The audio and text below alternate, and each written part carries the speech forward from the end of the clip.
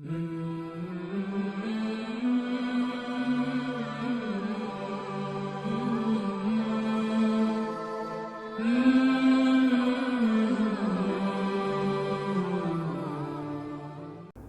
باللہ من الشیطان الرجیم بسم اللہ الرحمن الرحیم۔ جی السلام علیکم دوستو، آج ہم بات کریں گے حضرت داتا گنج بخش علی اجویری رحمۃ اللہ تعالیٰ علیہ کے حوالے سے۔ جیسا کہ آپ کو پتہ ہے کہ لاہور میں حضرت داتا گنج بخش علی اجویری رحمۃ اللہ تعالیٰ علیہ کا عرس چل رہا ہے، عرس کی تقریبات چل رہی ہیں۔ تو آپ کو پتہ ہے کہ حضرت داتا گنج بخش علی اجویری کو سب جانتے ہیں، تو اسی طرح ان کی ایک کتاب کشف المحجوب کے بارے میں بھی چند لوگ جانتے ہیں اور بہت سے لوگ نہیں بھی جانتے۔ تو آج ہم اس کتاب کے حوالے سے بھی چند باتیں ڈسکشن کریں گے۔ تو اس کتاب کے حوالے سے میں اپنی یہی رائے دینا چاہوں گا کہ یہ اچھی کتاب ہے، اس کو پڑھنا چاہیے۔ اور اس پہ انجینئر مرزا کا بھی اعتراض ہے، انجینئر مرزا نے بھی اس پہ اعتراض کیا، ایون کہ یہاں تک کہا کہ اس کتاب کو چراہے میں رکھ کے آگ لگا دینی چاہیے، نعوذ باللہ من ذالک۔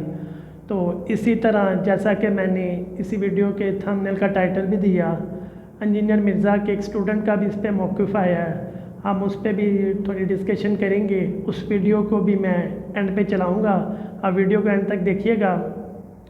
سب سے پہلے میں کشف المحجوب شریف کے حوالے سے آپ کو بتانا چاہوں گا کہ کشف المحجوب شریف ہو یا کوئی بھی کتاب ہو، تب تک آپ کو اس کا فائدہ نہیں ہوگا، تب تک آپ کو وہ کتاب سمجھ میں نہیں آئے گی جب تک آپ قرآن کریم کو ترجمے کے ساتھ مطالعہ نہیں کرتے، حدیث مبارکہ کا مطالعہ نہیں کرتے۔ تو میری اپنی یہ رائے ہے کہ جو کشف المحجوب شریف ہو یا اس طرح کی اور بھی جتنی کتابیں ہیں، آپ کو پڑھنے کا فائدہ تب بھی ہوگا جب آپ نے قرآن کریم کو اور حدیثوں کا مطالعہ کیا ہوگا۔ ایسا کہ آپ کو پتہ ہے کہ اب کافی فرقے بھی بن چکے ہیں اور زیادہ تر لوگ قرآن کریم کا ترجمے کے ساتھ مطالعہ نہیں کرتے، حدیثوں کا مطالعہ بھی نہیں انہوں نے کیا ہوتا، تو پھر اسی طرح اپنے اپنے فرقوں کی کتابیں پڑھتے ہیں تو انہیں حق کا پتہ نہیں چلتا، تو وہ اپنے اپنے ہی فرقوں کے دائرے میں رہتے ہیں، اس سے باہر نہیں نکل پاتے۔ تو اسی طرح میں کشف المحجوب شریف کے حوالے سے بات کر رہا تھا کہ اگر آپ کشف المحجوب شریف پڑھتے ہیں یا کوئی بھی کتاب پڑھتے ہیں تو میرا آپ کو مشورہ یہ ہے کہ سب سے پہلے تو آپ قرآن کریم کو ترجمے کے ساتھ پڑھیں، حدیثوں کا مطالعہ کریں، اس کے بعد جا کے آپ کشف المحجوب شریف کو پڑھیں اور بھی دیگر کتابوں کو پڑھیں، پھر جا کے آپ کو پتہ چلے گا کہ وہ چاہے کشف المحجوب شریف ہو یا کوئی بھی کتاب ہو، وہ قرآن و سنت کی روشنی میں لکھی گئی ہے یا قرآن و سنت کی روشنی سے باہر لکھی گئی ہے۔ تو اسی لیے میں نے آپ کو یہ مشورہ دیا ہے۔ تو اس کتاب کو بھی جو لوگ پڑھنا چاہتے ہیں، جیسے حضرت داتا گنج بخش علی اجویری کا عرس چل رہا تھا، تو عرس کے دنوں میں اس پہ ڈسکاؤنٹ وغیرہ بھی لگا ہوتا ہے، کچھ لوگ فری میں بھی تقسیم وغیرہ کر رہے ہوتے ہیں۔ تو اس کتاب کو پڑھنا چاہیے، اچھی کتاب ہے، لیکن اس سے پہلے قرآن کریم کا آپ ترجمے کے ساتھ مطالعہ کریں، حدیثوں کا مطالعہ کریں، اس کے بعد جا کے ایسی کتابوں کو پڑھیں، پھر جا کے انشاءاللہ آپ کو ان چیزوں کی سمجھ لگے گی۔ تو اسی طرح انجینئر مرزا کا بھی کشف المحجوب شریف کے حوالے سے اعتراض ہے۔ سب سے پہلے آپ مرزا کی یہ ویڈیو کو واچ کریں۔ ٹھیک ہے جی، اس کتاب کو لگائیں چوراہے میں رکھ کے آگ۔ یہ کتابیں اگر کریڈیبل، اف دیر از نو کشف المحجوب دیر از نو علی بن عثمان اجویری، ان کا واحد تعارف یہ کتاب ہے۔ علیہ رحمۃ اللہ علیہ کے بارے میں کہتا ہے کہ اگر یہ کشف المحجوب نہ ہو تو علی بن عثمان اجویری رحمۃ اللہ علیہ کا کوئی تعارف نہیں ہے۔ دوستو، اس کے جھوٹ کو آپ پکڑ سکتے ہیں۔ آپ ابھی گھر سے باہر جائیں، گلی میں آتے جاتے جس شخص سے آپ پوچھیں گے، جوان ہو، بوڑھا ہو، بچہ ہو، کہ آپ داتا رحمۃ اللہ علیہ کو جانتے ہیں، وہ کہے گا ہم جانتے ہیں۔ ان کا مزار کہاں ہے؟ وہ بتائے گا کہ لاہور میں ان کا مزار ہے۔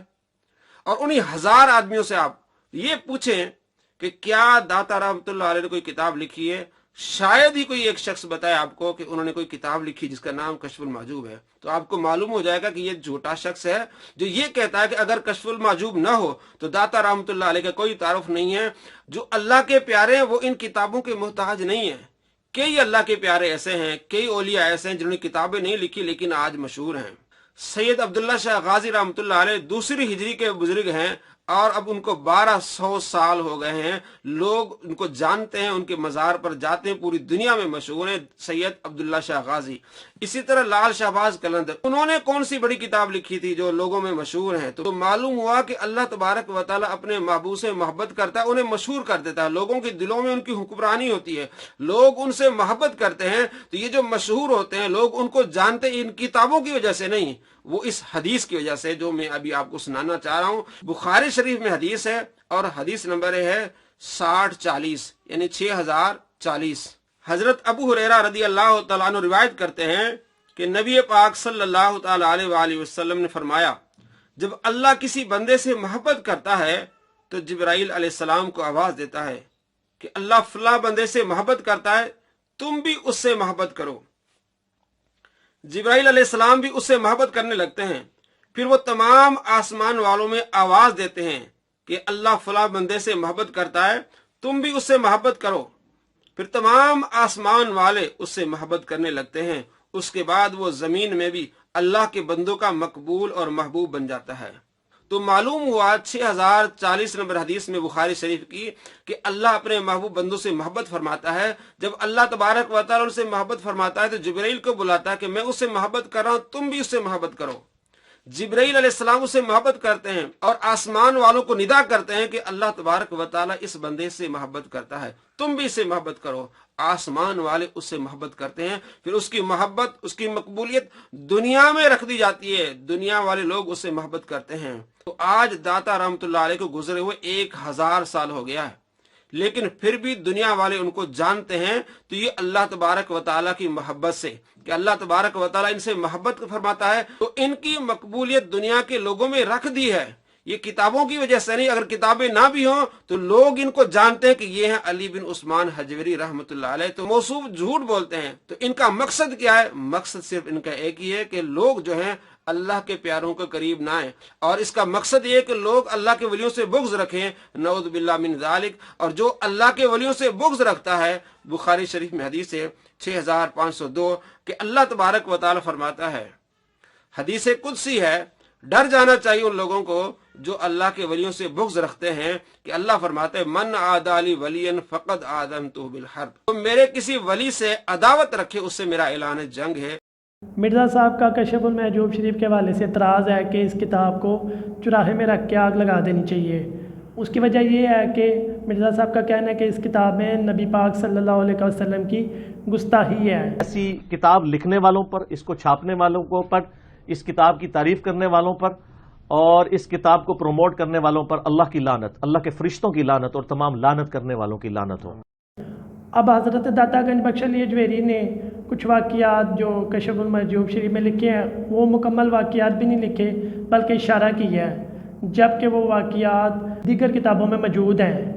تو مرزا صاحب نے وہ کتابیں پڑھی نہیں ہوئی تھی، تو مرزا صاحب کے دل میں اولیاء اللہ کا بغض ہے، تو اسی لیے مرزا صاحب نے ڈائریکٹ کشف المحجوب شریف پہ اٹیک کیا اور اس طرح کی زبان استعمال کی جی کہ نعوذ باللہ اس کتاب کو چراہے میں رکھ کے آگ لگا دو، جبکہ دیگر کتابوں میں یہ واقعات مکمل موجود ہیں جو کشف المحجوب شریف میں جن کی طرف اشارہ کیا گیا ہے۔ داتا رحمۃ اللہ علیہ نے جو واقعہ لکھا ہے کہ آپ صلی اللہ تعالی علیہ وآلہ وسلم کی اچانک نظر پڑی ہے، اور آپ صلی اللہ تعالی علیہ وآلہ وسلم اس اصطلاح کا استعمال کیا کہ آپ صلی اللہ تعالی علیہ وآلہ وسلم اللہ تبارک و تعالی کے ذکر میں محو تھے، اچانک نظر پڑی آپ نے پھیر دی۔ تو انہوں نے اس بات کو اس اصطلاح پر لیا ہے کہ آپ صلی اللہ تعالی علیہ وآلہ وسلم حالت سکر میں تھے، یعنی غلبہ محبت الہی میں تھے، اور اس نے کس انداز سے بات کی ہے اور کس طرح نعوذ باللہ لعنتیں بھیجی۔ اور یہ تو حضرت داتا رحمۃ اللہ علیہ کی کتاب کا، کتاب لکھنے والے پر لعنت،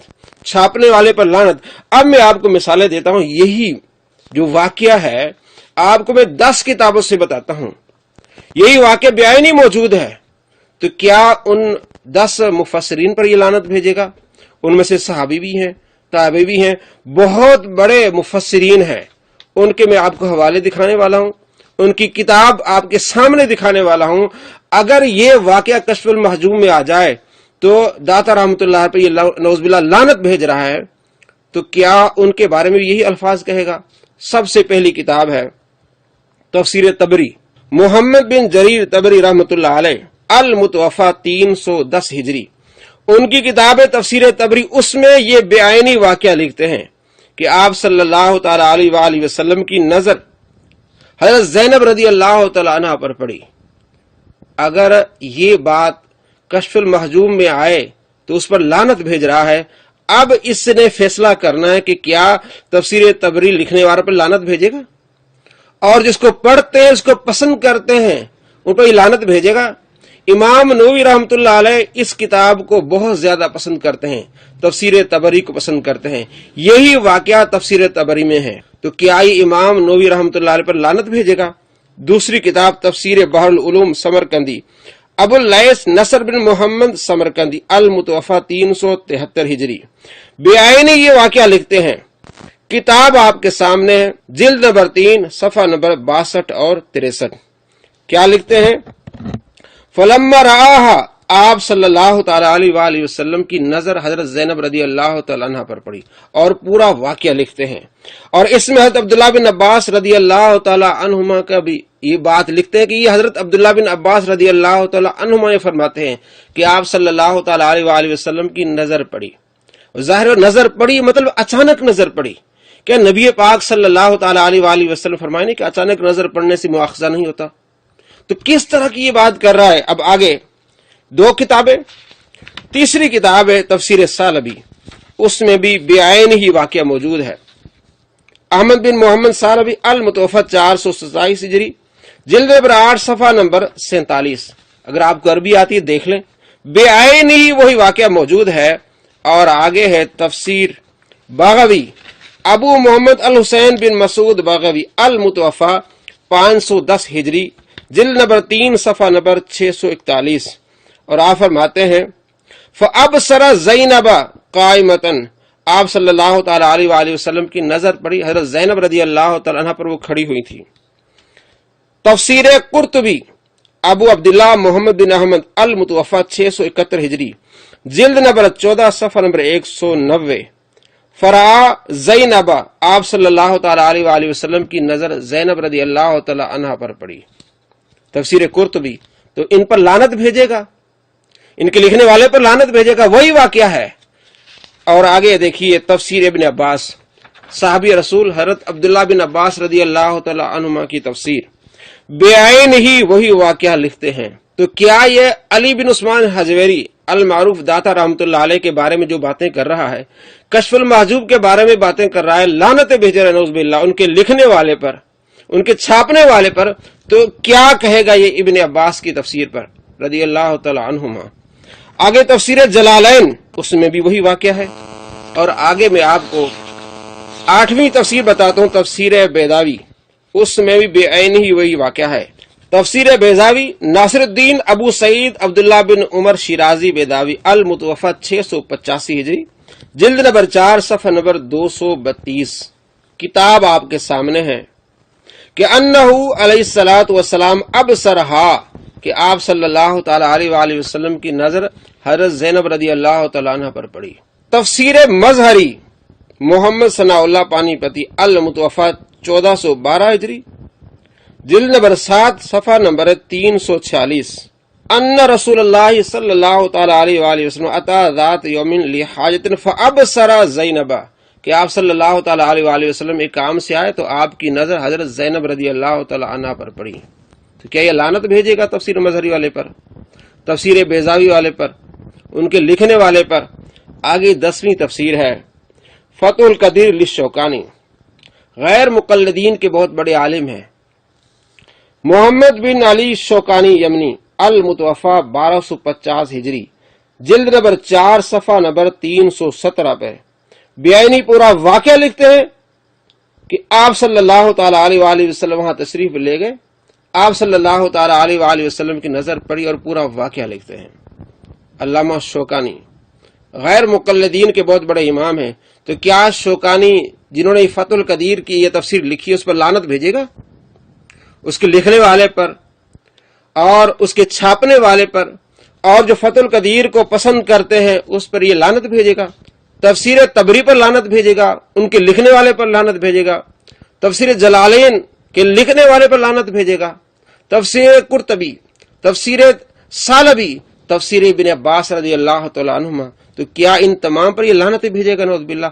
अगर ये असली बाब का है, हलाली बाब का है, तो अगली वीडियो में इसको अच्छी तरह से तफसील से बताएं कि ये वाकया जिन जिन किताबों में मौजूद है उनके लिखने वालों पर लानत हो नौज़ बिल्लाह, उन किताबों को पसंद करने वालों पर लानत हो, छापने वालों पर लानत हो। अगर ये हलाली है, अपने असली बाब का है, तो मेरा इसको चैलेंज है कि अगली वीडियो में जितनी मैंने 10 तफसीरें बताई हैं, इसके अलावा भी तफसीरें जिनमें यह वाकया मौजूद है, अगर ये हलाली है तो अगली वीडियो में ये वाज़ेह तौर पर बताया कि इब्न अब्बास रज़ी अल्लाह तआला अन्हुमा इसको वाकये को लिखा है, और जो अल्फाज इसने कश्फुल महजूब के बारे में कहे वही अल्फाज कहे, पता चले कि कितना ये हलाली है या हरामी है। क्योंकि ये सारा जो कर रहा है ये बुग़्ज़ औलिया में कर रहा है, मोहब्बत रसूल में नहीं कर रहा। अगर मोहब्बत रसूल में ये कर रहा है तो तमाम तफसीर जिनमें ये वाक़या मौजूद है ऐलान करें कि तमाम तफासिर वाले नौज़ बिल्लाह वो लानती हैं, जिन्होंने ये तफसीरें लिखी वो सारे लानती हैं, लिखने वाले, पढ़ने वाले, उसको पसंद करने वाले, छापने वाले। अगर ये आशिक रसूल है और अगर ये हलाली है तो अगली वीडियो में इसकी सराहत करें, नहीं तो ये मालूम होगा कि इसके दिल में सिर्फ बुग़्ज़ है, औलिया किराम का बुग़्ज़ है, इससे इश्क रसूल नहीं है। आप सल्लल्लाहु तआला अलैहि वसल्लम के आशिक ऐसी बात नहीं करते। आप सल्लल्लाहु तआला अलैहि वसल्लम की नजर पड़ने से आप तो रहमतुल लिल आलमीन हैं, आपकी क्या नजर पड़ने से आप सल्लल्लाहु तआला अलैहि वसल्लम का एक स्कैंडल बन जाता है।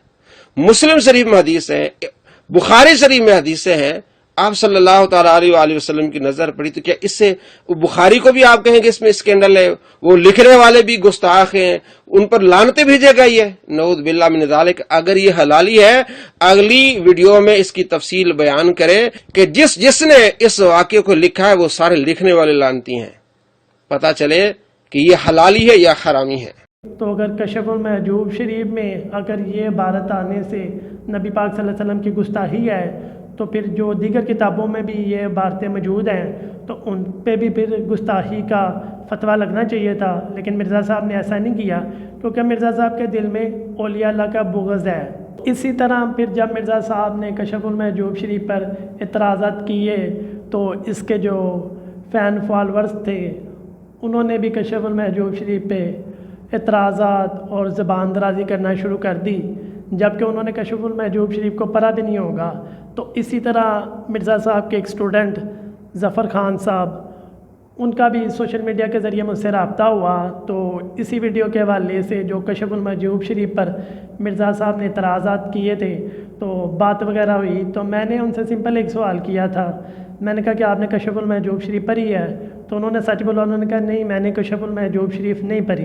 तो मैंने फिर उन्हें कहा था कि सबसे पहले आप कशफुल महजूब शरीफ को पढ़ें, उसका मुताला करें, फिर जो आपके इतराज़ात तो होंगे, जैसे मिर्ज़ा साहब के भी इतराज़ात हैं तो उलमा कराम ने उसके भी जवाबात दिए हैं, अल्लामा मुफ्ती राशिद महमूद रज़वी साहब ने भी उसके जवाबात दिए हैं, अल्लामा मुफ्ती अली नवाज़ साहब ने भी उसके जवाबात दिए हैं।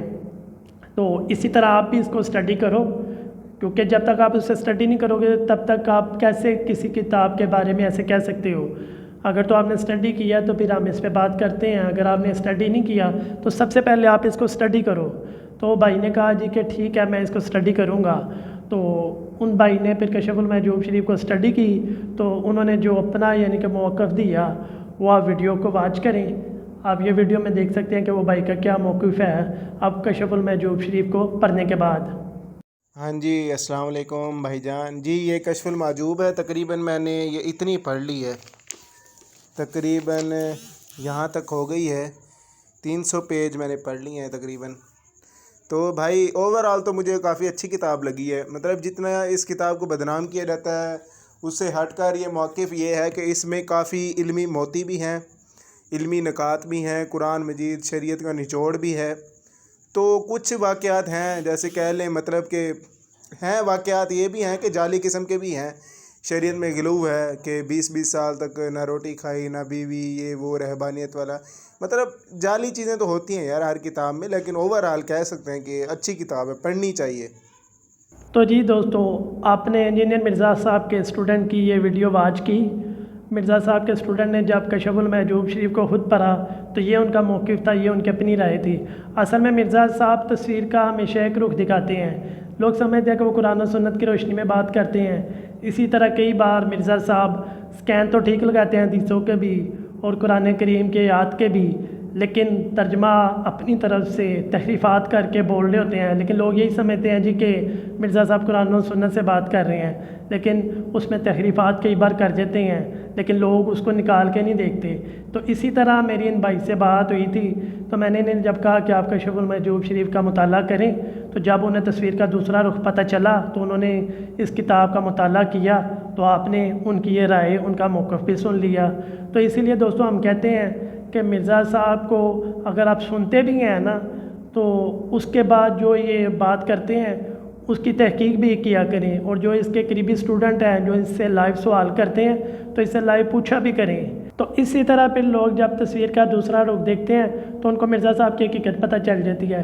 تو اسی لیے میں کہتا ہوں کہ مرزا صاحب جو بھی بات کریں اس کی تحقیق بھی کیا کریں۔ اب کچھ لوگوں کے پاس کتابیں بھی نہیں ہوتی تو وہ تحقیق نہیں کرتے، وہ یہی سمجھتے ہیں کہ مرزا صاحب قرآن و سنت کی روشنی میں بات کر رہے ہیں، جبکہ ایسا نہیں ہے۔ مرزا صاحب ہمیشہ اپنی ہر ویڈیو میں کوئی نہ کوئی جھوٹ بولتے ہیں، کوئی نہ کوئی یعنی کہ دجل فریبی کرتے ہیں، اور ان کا دعویٰ یہ ہے کہ یعنی کہ وہ فرقہ واریت سے ہٹ کے بات کر رہے ہیں، جبکہ ان کی ہر ویڈیو میں فرقہ واریت ہوتی ہے۔ اسی طرح مرزا صاحب ہر ویڈیو میں کسی نہ کسی کو ٹارگٹ کر رہے ہوتے ہیں۔ تو اسی طرح میری بھی اگر کسی کے ساتھ بات ہو تو میں تو قرآن و سنت کی روشنی میں ان سے بات کرتا ہوں۔ بہت سے لوگ اس کے جو فالوورز ہیں، اس کے اسٹوڈنٹ ہیں، وہ تو دوسرے بندے کی بات سننا پسند ہی نہیں کرتے، اور جو لوگ بات کرنا چاہتے ہیں پھر ہم اگر ان سے بات کرتے ہیں تو قرآن و سنت کی روشنی میں ایک ادب کے دائرے میں رہ کے بات کرتے ہیں۔ تو اسی طرح یہ بھائی کے ساتھ میں نے ایک ادب کے دائرے میں رہ کے بات کی، اور انہوں نے بھی اچھے طریقے سے میرے ساتھ بات کی۔ تو پھر جب میں نے انہیں بتایا کہ آپ کشف المحجوب شریف کو پڑھیں، تو جب انہوں نے کشف المحجوب شریف کو پڑھا تو یہ حقیقت آپ کے سامنے، آپ ان کی ویڈیو آپ نے واچ کی ہے، اب ان کی رائے کیا ہے، ان کا موقف کیا ہے۔ تو اسی طرح پھر جو لوگ تحقیق کرتے ہیں ان کو حق سچ کا پتہ چل جاتا ہے۔ جیسے بھائی نے بھی کشف المحجوب کو اسٹڈی کیا، تو اسٹڈی کرنے سے پہلے ان کا اسٹیٹس کیا تھا مرزا صاحب کو سن کے، اور کشف المحجوب شریف کو اسٹڈی کرنے کے بعد ان کا اسٹیٹس بھی آپ نے ان کی ویڈیو واچ کی۔ تو اس لیے ہم کہتے ہیں کہ مرزا صاحب کی بات کو آپ تحقیق کیا کریں، اور جو علماء کرام مرزا کا رد کر رہے ہیں ان علماء کرام کو بھی سنیں، تاکہ آپ کو مرزا کی حقیقت پتہ چل سکے۔ جزاک اللہ۔